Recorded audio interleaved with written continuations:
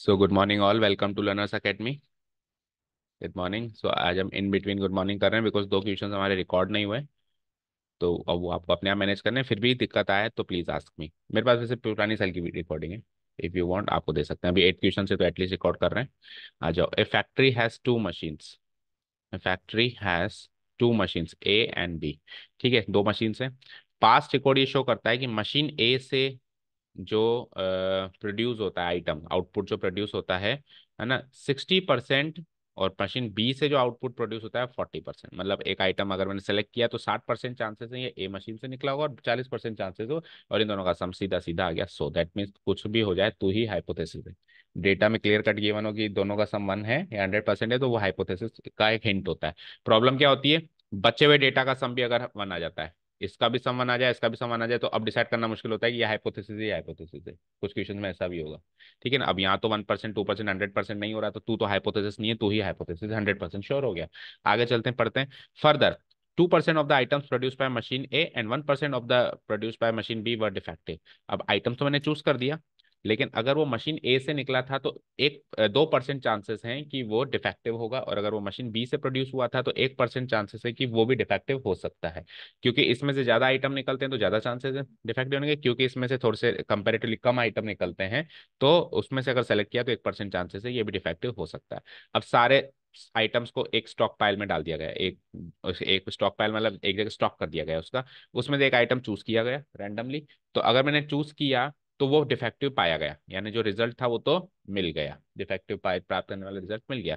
तो क्या संभावना है कि वो मशीन बी से प्रोड्यूस हुआ था। ठीक है, फटाफट से चार्ट बनाए इसका। पहले हम इवेंट्स कंसीडर करेंगे। तो जैसा कि मैंने कहा कि E1 E2 तो साफ साफ गिवन है यहाँ पे। E1 E2 हाइपोथेसिस साफ साफ गिवन है। क्या गिवन होगा E1 की आइटम चूसन जो है हमने वो देखो यहाँ से पढ़ लिया करो। E1 E2 हमेशा फाइनल प्रोबेबिलिटी से रिलेटेड होता है। It was produced by machine B, तो was produced by machine A, item was produced by machine B, हो गए। क्योंकि फाइनल प्रोबेबिलिटी हमेशा E1 E2 की प्रोबेबिलिटी होती है, पोस्टेरियर है ना। Item chosen was produced by machine A, was produced by machine A. This is the first hypothesis. Item chosen was produced by machine B. यानी फॉर ए चेंज अब की बार E2 का पूछा है। अब तक हमेशा E1 पूछता था, अभी E2 का पूछा है। और फाइनल रिजल्ट क्या है कि item chosen was found defective. ठीक है ना। Is found to be defective. Item chosen was found to be defective. Okay. Okay, चलो अब मैं सपोज करो ये है वो आइटम है। ठीक है ना। इसको स्टॉक पाइल में से सेलेक्ट करना है। स्टॉक पाइल में मान लो ये स्टॉक पाइल है ना, इसमें से एक आइटम सेलेक्ट करना है आपको। तो या तो वो आइटम मशीन ए से प्रोड्यूस किया हुआ आइटम होगा, या वो आइटम मशीन बी से प्रोड्यूस किया हुआ आइटम होगा। ठीक है, समझ आया। तो मान लो ये वो आइटम है मैंने सेलेक्ट कर लिया, और ये वो आइटम है जो मैंने सेलेक्ट कर लिया। तो क्या चांसेस है कि वो मशीन A1 से प्रोड्यूस हुआ होगा, आपको गिवन है। E1 probability of E1 given है। और क्या चांसेस है कि मशीन B2 से बी से प्रोड्यूस किया गया होगा, उसके चांसेस भी गिवन है। क्या गिवन है कि 60% आइटम्स तो ए निकालती है और 40%, मैंने एक आइटम निकाला है, 60% ही चांसेस होंगे कि ए का होगा और 40% चांसेस होगा बी का होगा। दोनों का सम 1 भी आ रहा है। 60/100 एंड 40/100 को शॉर्ट में क्या लिखे, टेल मी। 60/100 को लिख देता हूँ 3/5, और इसको लिख देता हूँ 2/5। तो 5 से 5 काट देंगे। ओके। अब ये इक्वल नहीं है, इक्वल नहीं है तो इस पे दारोमदार है, इसको एज इट इज नहीं काट सकते। अब ज्यादा ज्यादा इसका 5 से 5 ही काट सकते हो। अब क्या हुआ कि ये आइटम तो मैंने निकाल लिया वहां से। अब क्या चांसेस है कि ये आइटम डिफेक्टिव होगा और ये आइटम डिफेक्टिव होगा, यानी कि प्रोबेबिलिटी ऑफ E1 तो मैंने कर दिया। अब इवेंट ए घटित होने की संभावना, यानी ए ऑन E1। और यहाँ पे E2 तो इवेंट घटित हो गया, यानी यहाँ से मैंने निकाला है और ए ऑन E2। ठीक है। तो ए ऑन E1 क्या होगा, वो आपको गिवन है। 1% नहीं, 2%। 2% को मैं क्या लिख सकता हूँ शॉर्ट में, 2% को 1/5 नहीं, 2% को हम लिखना चाहें तो 1/50 लिखेंगे, लेकिन फिर 1% को तो 1/100 ही लिखना पड़ेगा। तो बेटर ऑप्शन है कि 2/100 ही लिखो, ताकि 100 से 100 काट दें। और ए ऑन E2 क्या है, 1/100। कि अगर मैंने E2 से मशीन बी वाला आइटम सेलेक्ट किया और वो डिफेक्टिव निकले, ठीक है। अब फाइनली जो है आइटम डिफेक्टिव निकल गया, बताइए कि आइटम हमको डिफेक्टिव चाहिए था, ये डिफेक्टिव आइटम निकल गया, इवेंट ए घटित हो गया। ठीक है, तो यहाँ से होने के चांसेस क्या है, ये रास्ते से अगर मैं डिफेक्टिव आइटम निकाल रहा हूँ तो मैं क्या क्या काम कर रहा हूँ, पहले मैं E1 घटित करवा रहा हूँ और फिर उसमें से वो आइटम डिफेक्टिव हो रहा है, ए ऑन E1 घटित। और अगर मैं इस कॉस्ट से जा रहा हूँ तो probability of E2 multiplied by probability of A on E2। Fine, ऐसे ही हो रहा है। अब ये टोटल प्रोबेबिलिटी हो गई इसकी, तो इसने भी कुछ कंट्रीब्यूट किया, इसने भी कुछ कंट्रीब्यूट किया, तो इन दोनों का सम तो आ जाएगा नीचे, और आपको चाहिए साहब E2, तो ये आ जाएगा ऊपर। ठीक है, यही करना है। चलिए, तो अब मैं फाइनली जो मुझे चाहिए उसको लिख देता हूँ नाउ। मुझे चाहिए क्या, probability, probability that the item chosen was produced by machine B, item chosen was produced by machine B, given that क्या है कि it was found defective, it was found, ये गिवन है कि ऑलरेडी वो डिफेक्टिव, ऑलरेडी डिफेक्टिव नहीं मतलब defective पाया गया। ठीक है, इसको हम क्या लिखेंगे कि item chosen was produced by machine B, यानी probability of E2 divided by item already defective है ए। इसको हम खोल के लिखेंगे, तो पहले आपने E2 करवाया होगा मल्टीप्लाइड बाय फिर प्रोबेबिलिटी ऑफ, यानी कि ये का ये आइटम यहाँ पे कॉपी करके लिखना है। ठीक है ना, ये कि ये जो स्ट्रक्चर हमने बनाया है, चार्ट से सब कुछ पता चल ही जाता है, जैसा कि मैंने कहा कि चार्ट करेक्ट बना दिया तो बेस थ्योरम बहुत ही हल्की चीज है, बहुत ही इजी चीज है, कि प्रैक्टिस होनी चाहिए बस। अब एक बार तो ये का ये नीचे आएगा, लेकिन ये वाली चीज लिखी है मैंने यहाँ पे ना, ये वाली चीज लिखी है, तो अब सीक्वेंस में लिखेंगे तो पहले वो लिखो फिर ये लिखो, पहले E1 वाली बात लिखो फिर E2 वाली, probability of E1 multiplied by probability of A on E1 plus एक बार तो ये आएगा और एक बार ये probability of E2 multiplied by probability of A on E2। Done. चलो अब डेटा भरना है बस आपको, इसमें तो बचा गया। तो प्रोबेबिलिटी ऑफ E2 कितना है, 2/5, और ए ऑन E2 कितना है, 1/100। अब एक बार तो ये का ये केस इधर आ जाएगा, 2/5 इंटू 1/100 प्लस जो बचा हुआ केस है उसकी डेटा भी भर दो, तो E1 की प्रोबेबिलिटी कितनी थी, 3/5 इंटू ये हो जाएगा 2/100। तो 5 इंटू 100, 5 इंटू 100, 5 इंटू 100 सब में, इसलिए मैंने एक पर्पस के तहत नीचे 100 रखा था ताकि कट जाए फाइनली, फिर एलसीएम लेने का पंगा ना रहे। तो 500 500 500, तो केवल ऐड करने का काम बचा, 2 इंटू 1 2, 3 2 जा 6, 2 1 जा 2, so it's like 2/8 which comes out to be 1/4 answer. सही है, समझ आ गया। ओके, चले नेक्स्ट, कर दूं डिलीट। क्वेश्चन नंबर 8 के बाद 9 आइए। दो ग्रुप्स हैं, वो compete कर रहे हैं for the position on the board of directors. दो ग्रुप्स हैं जो कि बोर्ड ऑफ डायरेक्टर्स बनना चाहते हैं किसी कंपनी का, लाइक ऐसे मान लो चुनाव होते हैं हमारे यहाँ पे, तो जैसे एक ग्रुप तो है मान लो कांग्रेस, और एक ग्रुप है मान लो बीजेपी, वे दोनों लड़ रहे हैं कि हमारा बोर्ड बने नगर पालिका में। बोर्ड कैसे बनता है, जब बहुमत मिलती है। जैसे मान लो कि 10 लोग हैं, अब 10 लोग में से अगर मान लो 7 लोग कांग्रेस वाले हैं और 3 लोग बीजेपी वाले हैं, तो बहुमत किसको मिली, कांग्रेस, तो उनका बोर्ड बनेगा। उनका बोर्ड बनेगा मतलब उनकी टीम बैठेगी अब डिसीजंस लेने के लिए, ये होता है बोर्ड ऑफ। तो ऐसे कंपनीज में भी होता है। ये तो एक चुनाव वाला अपने पॉइंट ऑफ व्यू सोचते हैं, कंपनीज में भी क्या होता है कि ग्रुप्स होते हैं, सब शेयर होल्डर्स होते हैं, एक अपने लोग ग्रुप बना लेते हैं, एक अपने, अब वो लड़ रहे हैं कि हम बोर्ड ऑफ डायरेक्टर्स बनाए। ओके, आगे बढ़े। अब प्रोबेबिलिटीज क्या है, दो लोग लड़ रहे हैं मतलब दो ग्रुप्स लड़ रहे हैं। The probabilities that the first and the second group will win, तो इनके जीतने की संभावना देख लेते हैं कि पहला ग्रुप जीतेगा और बोर्ड ऑफ डायरेक्टर्स बनाएगा, इसकी संभावना है 0.6, और दूसरा जीतेगा और बोर्ड ऑफ डायरेक्टर्स उसकी 0, तो दोनों का समान आ रहा है। तो आप हाइपोथेसिस हो फर्दर, अगर, अब आगे की बात सुनो, अगर पहला ग्रुप जीतता है तो संभावना कि वो एक नया प्रोडक्ट लॉन्च करेगा उसकी संभावना, यानी अब बोर्ड ऑफ डायरेक्टर्स बनने के बाद वो कितनी ग्रोथ कर रहा है उसके बारे में तो सोचेंगे, जैसे कांग्रेस तो जीत गई, तरक्की कितनी करी, है ना, या बीजेपी जीत गई तो उसने तरक्की कितनी करी, ये सारी चीज। तो अगर पहला ग्रुप जीत जाता है, बोर्ड ऑफ डायरेक्टर्स पहले ग्रुप का बन जाता है, तो क्या संभावना है कि अब वो कंपनी को ऊंचाइयों पे ले जाएंगे, नया प्रोडक्ट लॉन्च करेंगे, उसकी संभावना है 0.7।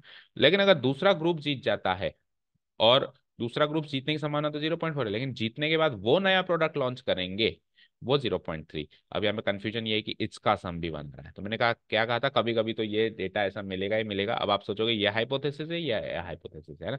अब आप देखो पूछा क्या है, वो हाइपोथेसिस है, क्योंकि फाइनल जो पूछा जाएगा पोस्टेरियोरी वो हाइपोथेसिस होगा। तो फाइंड द प्रोबेबिलिटी। तो क्या संभावना है कि नया प्रोडक्ट तो लॉन्च हुआ है, पर सेकेंड ग्रुप के से वो लॉन्च हुआ था, तो सेकेंड ग्रुप जीता था, इसकी संभावना पूछिए।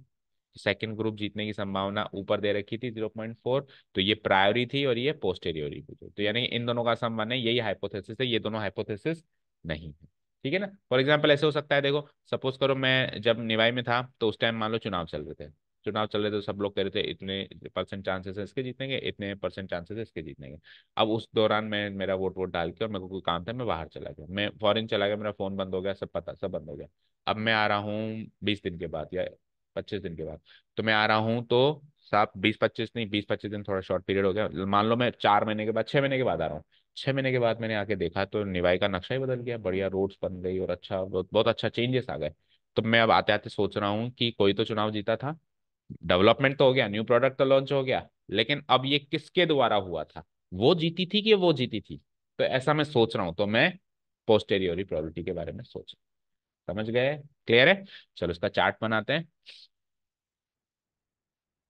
क्या तुक्का लगाए, तो देखो तुक्का एग्जैक्ट अपने को जब प्रोबेबिलिटी पूछते हैं ना, तो अपने को ये नहीं पूछ रहा कि इस ग्रुप से है या इस ग्रुप से। तुक्का तो तब लग सकता है जब ऑप्शंस होते हैं, group A, group B, group C, आप तुक्का लगा दो। लेकिन एक नंबर चाहिए। अब नंबर तुक्के से कैसे मिलेगा, अगर आपने तुक्का लगाया 0.25 आंसर है और 0.24 मिला तो भी गलत है। नंबर तो नंबर है, एग्जैक्ट उतना ही मिलना चाहिए ना जितना है। ठीक है ना। तो तुक्का यहाँ नहीं लग सकता क्योंकि इसको एक नंबर चाहिए। ठीक है, ओके। अब आप ये देखो कि जीतने के चांसेस इसके थे ज्यादा, और संभावना भी इसी की थी कि यही तरक्की करेगा। तो करीब करीब जो सेकंड ग्रुप का प्रोबेबिलिटी होगी वो कम होगी, इतनी ज्यादा नहीं होगी, लेकिन वो कितनी कम होगी एग्जैक्ट नंबर तो आपको सॉल्व करने कैलकुलेशन करने से ही पता चलेगा। ठीक है, इसका एक चार्ट बनाते हैं। तो न्यू प्रोडक्ट, सॉरी, सबसे पहले तो जीतने के चांसेस है ना, भाई कौन सा ग्रुप जीता। तो ये तो है हमारा बोर्ड ऑफ डायरेक्टर्स, ये तो है हमारा बोर्ड ऑफ डायरेक्टर्स। अभी board of directors group A से बना या बी से बना होगा, राइट। मान लो ये है ग्रुप ए और ये है ग्रुप बी। ओके। तो ग्रुप ए के जीतने के चांसेस थे हमारे 0 नहीं, इवन हाइपोथेसिस, इवेंट को तो आप इवन ही मानोगे है ना, उसका नाम आपने रख दिया, भले कोई दिक्कत नहीं, 0.6। नहीं तो फिर कंफ्यूजन हो जाएगा क्योंकि ए तो हम रिजल्ट मानते हैं ना। E2 हो जाएगा आपका 0.4। इसके जीतने के चांसेस 0.6 है, इसके जीतने के चांसेस 0.4 है, तो इसका बोर्ड ऑफ डायरेक्टर्स बनेगा, उसके चांसेस जितने होंगे, इसका बोर्ड ऑफ डायरेक्टर्स बनेगा, उसके चांसेस जितने होंगे। इवेंट्स मानना भूल गए अब की बार हम। इवेंट्स मान लो E1, E1, E2 एंड ए। ठीक है। E1 तो है कि group A wins, board of directors का ग्रुप ए जीत गया। और ये हो जाएगा ग्रुप बी विंस, और ये क्या हो जाएगा, न्यू प्रोडक्ट लॉन्च, जो फाइनल मेरा रिजल्ट लॉन्च्ड। ठीक है। चलिए अब आओ यहाँ से। ए जीतने के बाद नया प्रोडक्ट लॉन्च हुआ, उसकी संभावना दे रखी है आपको है ना, यानी कि ए जीता है, यानी E1 घटित हुआ है, और उसके बाद नया प्रोडक्ट लॉन्च हुआ है, यानी ए बाद में घटित होना है। तो इसके चांसेस कितने, 0.7, कि 0.7 चांसेस हैं कि फर्स्ट ग्रुप विनता जीत जाता है, तो 0.7% चांसेस है कि वो नया प्रोडक्ट लॉन्च करेगा। 0.7 डेटा बेस सारा गिवन है। इधर आ जाओ। अगर E2 इवेंट घटित होता है यानी ग्रुप बी जीत जाता है, तो नए प्रोडक्ट होने के लॉन्च होने के चांसेस क्या हैं, 0.3। इन दोनों का सम भी बना रहा है, लेकिन हमको भ्रमित नहीं होना है, ये कब बहुत कम चांसेस में ही होता है। ठीक है। तो फाइनली नया प्रोडक्ट तो हो गया लॉन्च, ए इवेंट तो घटित हो गया। अब ये इधर से आया होगा या इधर से आया होगा, या तो आपने E1 घटित करा के और ए ऑन E1 कराया है, दोनों यहाँ प्रोडक्ट लॉन्च हुआ होगा, या फिर आपने ग्रुप बी को जिताया होगा और ग्रुप बी भी थोड़ा बहुत जो है नया प्रोडक्ट लॉन्च करने में मददगार है, तो या तो इससे किया होगा। ठीक है। चलो अब अपने को क्या चाहिए फाइनली, प्रोबेबिलिटी। पढ़ो क्या चाहिए। New product introduced was by second group, है ना, यानी कि सेकेंड ग्रुप जीता था, इसकी संभावना चाहिए आपको, क्योंकि सेकेंड ग्रुप जीता था तभी तो वो लॉन्च करेगा, वो जीता ही नहीं तो उसको हक ही नहीं है कुछ आगे करने का। ठीक है ना। जैसे मान लो कांग्रेस जीत गई तो ही तो वो डिसीजन लेगी कि रोड बनेंगे, है ना। अब अगर मान लो रोड बने हैं तो वो कांग्रेस के द्वारा बने हैं, दैट मीन्स कांग्रेस जीती थी। तो आपको सेकंड ग्रुप जीतने की संभावना चाहिए, ठीक है ना। सेकंड ग्रुप जीतने की संभावना वैसे तो 0.4 थी, लेकिन वो इस काम से पहले की थी। अब आप फाइनल रिजल्ट के बाद सोच रहे हो कि सेकंड ग्रुप जीता था, है ना। Probability that the group second group या ग्रुप बी डाला है तो ग्रुप बी डाल दो आप भी। Group B wins given that new product was launched, given that new product was launched, done. इसको मैं क्या लिख सकता हूँ, दैट इज प्रोबेबिलिटी ऑफ, इसको क्या लिख सकता हूँ, नया प्रोडक्ट लॉन्च हो गया, रिजल्ट तो आ गया, और ये ग्रुप बी से हुआ है, ग्रुप बी जीती है, तो E2 on A। ठीक है, फॉर्मूला में क्या लिखेंगे, पहले E2 करवाओ, multiplied by probability of A on E2। जो हम पूछते हैं उसका उल्टा ही तो आता है यहाँ पे, ठीक है ना। क्वेश्चंस करते करते तो ये चीज याद हो जाती है। ये चीज पहले E1 के लिए लिखिए, multiplied by probability of A on E1, plus फिर ये इसको कॉपी पेस्ट मारिए, E2 multiplied by probability of A on E2, done. चलो डेटा भरिए। E2 की प्रोबेबिलिटी क्या है, 0.4। A on E2 की प्रोबेबिलिटी क्या है, 0.3। ये 0.4 इंटू 0.3 इधर भी आएगा, आएगा। प्लस में क्या आएगा वो देख लो, इधर क्या है, पहला वाला 0.6 इंटू 0.7। चलो जी, ठीक है। तो 4 3 जा 0.12, इधर आओ, 0.12 इधर भी आया ही होगा, प्लस 7 6 जा 42, 0.7 6 जा 42। ओके, इसको आ जाओ, तो 0.12 डिवाइडेड बाय, इसको ऐड करेंगे तो 54, 0.54। तो दो डेसिमल से दो डेसिमल तो कट ही जाएंगे, और 4 से कट जाएगा कि नहीं, 2 से कटेगा, नहीं 6 से कट जाएगा, 6 2 जा 12, 6 9 जा 54, यानी 2/9। चेक करो आंसर, सही है, समझ आया। ठीक है, तो नंबर ऑफ क्वेश्चंस हो गए। अब तो इस टॉपिक पे, ये टॉपिक जब कर रहे होते हैं तब तो वो बड़ा ही आसान लगता है, ठीक है ना। ओके, अब देखो 10th वाला हो सकता है क्या, 10th वाला तो मैं करवा दूंगा क्योंकि अच्छा सा लग रहा है। इसी रोज हाँ, तो ये थोड़ा सा ये कॉइन टॉस करने वाला गेम अच्छा सा लग रहा है। 11th वाले में डेटा ज्यादा है बट क्वेश्चन कुछ अलग नहीं है, तो this you can do as homework. इसका डेटा देखो क्या है, बस वो जो आपने अभी डिफेक्टिव आइटम वाला काम किया था, वो अब 3 मशीन्स में, उसमें 2 मशीन्स में था और इसमें 3 मशीन्स में। पढ़ लेते हैं एक बार क्या है। मैन्युफैक्चरर के पास 3 मशीन ऑपरेटर्स हैं, ऑपरेटर मतलब होता है मशीन चलाने वाला आदमी, तो 3 आदमी है, ए नाम का आदमी, बी नाम का आदमी, सी नाम। पहला ऑपरेटर जो डिफेक्टिव आइटम बनाता है उसके चांसेस 1%, बाकी जो दो बी और सी बनाते हैं उनके चांसेस 5 और 7%। इन तीनों का सम 100% नहीं आ रहा, तो इस बार उसने बात की चीज पहले दे दी। आगे बढ़ते हैं। अब ए जो है 50% काम, मतलब जब आइटम बनाता है तो ए जो है 50% जॉब करता है, बी जो है 30% करता है, और सी जो है 20, इनका सम आ रहा है। तो ये है हाइपोथेसिस, ओके। अब क्या संभावना है कि डिफेक्टिव आइटम तो प्रोड्यूस हुआ है, ये तो पक्की है, क्या संभावना है कि वो ए के द्वारा प्रोड्यूस हुआ है। अब देखो ए जो है कम डिफेक्टिव आइटम बनाता है, लेकिन वो ज्यादा टाइम काम भी तो करता है, तो ऐसा नहीं कि कम बनाता है तो ये फाइनल आंसर थोड़ा कम आएगा, एवरेज आएगा, मतलब बीच का आएगा कुछ ना कुछ। ठीक है, तो E1 तो हो जाएगा हमारा ये 50%, बोल दो। E1 तो हो जाएगा हमारा 50%, जिसको मैं लिख सकता हूँ 5/10। E2 हो जाएगा हमारा, है ना, E2 हो जाएगा हमारा 30%, यानी 3/10, और E3 हो जाएगा हमारा 20%, दैट मीन्स 2/10। E1 इवेंट क्या मानेंगे हम, E1 इवेंट क्या मानेंगे कि A is on the job, B is on the job and C, या फिर फाइनली उसने क्या पूछा है, हाँ ठीक है, तो event A is on the job, B is on the job और C is on the job. ये E1 E2 E3 की डेफिनेशन हो गई। और अब हमको इवेंट ए क्या है कि डिफेक्टिव आइटम प्रोड्यूस हुआ है, इवेंट ए क्या है कि डिफेक्टिव आइटम प्रोड्यूस है, डिफेक्टिव आइटम वाज प्रोड्यूस्ड। ठीक है, और बात की प्रोबेबिलिटीज भी आपको दे रखी है, क्या कि अगर आपने E1 से काम करवाया और उसने डिफेक्टिव आइटम प्रोड्यूस किया तो उसके 1% चांसेस है, 1% को 1/100 लिख दो। अगर आपने E2 से काम करवाया और उसने डिफेक्टिव आइटम प्रोड्यूस किया, इसके चांसेस 5/100 है। और अगर आपने E3 से काम करवाया और उसने डिफेक्टिव आइटम प्रोड्यूस किया, इसके चांसेस 7/100 है। ठीक है, तो प्रोडक्ट ही तो करना है अब आपस में, और आपसे क्या पूछा है, व्हाट इज द प्रोबेबिलिटी कि वो ए के द्वारा बना था, किसके द्वारा बना था, ए के द्वारा बना था, तो यानी कि प्रोबेबिलिटी ऑफ क्या चाहिए, ए, डिफेक्टिव आइटम तो प्रोड्यूस हो गया, रिजल्ट तो आ गया, और वो इवन इवेंट से हुआ है। तो फॉर्मूला बताओ जल्दी से। पहले आप इवन कराओ। अब ये 3 वाला फॉर्मूला है। पहले आप इवन कराओ, and then probability of A on E one कराओ। अब एक बार ये केस तो एज इट इज नीचे लिख दो, probability of E one multiplied by probability of A on E one. Then comes, अब बाकी के 2 केसेस पे इसको इससे मल्टीप्लाई करा दिया, तो अब इसको इससे करा के भी सम करना पड़ेगा नीचे, probability of E2 multiplied by probability of A on E2, and probability of E3 multiplied by A on E3। बस अब डेटा भर दें। अब पहले बताया था, फिर से बता रहा हूँ कि ये अगर आपके ये डिनोमिनेटर काफी हैक्टिक हो रहा है लिखने में, और कंजस्टेड हो रहा है, तो आप इसको काट के क्या लिख सकते हो, बोलो, प्रोबेबिलिटी ऑफ, ये टोटल प्रोबेबिलिटी है। और इसको आप अलग से सॉल्व करके यहाँ पे डेटा फिल कर सकते हो, और अगर आपको लगता है कि नहीं सर मेरे लिए तो कंफर्टेबल इधर ही लिख लेंगे, तो आपकी मर्जी। तो E1 बताओ क्या है, 5/10 इंटू ए ऑन इवन क्या है, 1/100। तो 10 और 100 तो सब में आ रहा है। एक बार तो ये केस एज इट इज उठ के यहाँ आ जाएगा, 5/10 इंटू 1/100, ब्रैकेट्स लगा देना, बाकी 2 जोड़ो, तो ये हो जाएगा 3/10 इंटू 5/100, और प्लस 2/10 इंटू 7/100।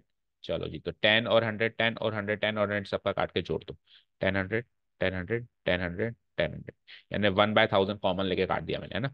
5 1 जा 5, इधर भी 5 1 जा 5, 5 3 जा 15, 7 2 जा 14, एड देम अप, सो 20 + 14 इज 34, 5/34 आंसर चेक करो।